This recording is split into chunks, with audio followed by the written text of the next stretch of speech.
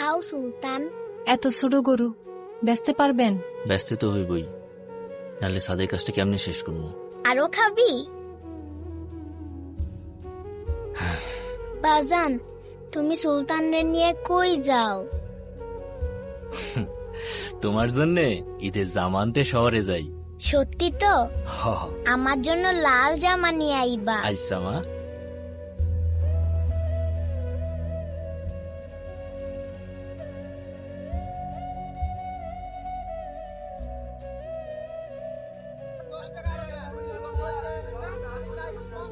জি না গরু নাম রাখছে সুলতান।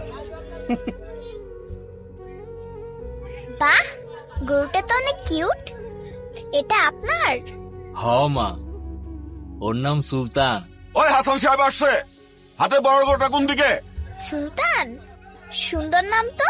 হাটের সবচেয়ে বড় গরুটা হাসান সাহেবের হওয়া চাই। ভাই ওইটাই বড় গরু। ও এটাই, তাহলে এটাই নেব।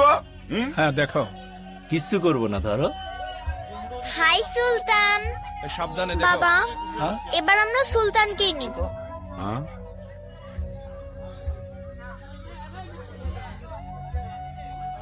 লিসা মামনি, এটা তো অনেক ছোট গরু। বাবা, কোরবানির পশু কি সবচেয়ে বড়ই হতে হয়?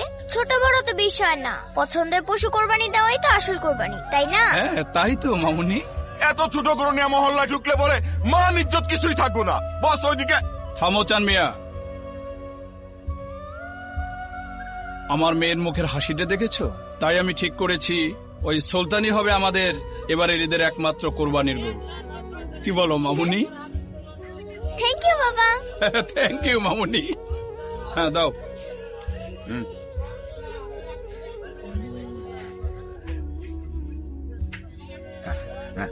এটাই বাজান, কি রে মা? বাজান সুলতান কই? মাগো, সুলতানরে তো কোরবানির জন্য বেচা দিয়ে আইছি, কিন্তু দেখো সুলতান তোমার জন্য কি পাঠাইছে। বাহ, লাল জামা কত সুন্দর।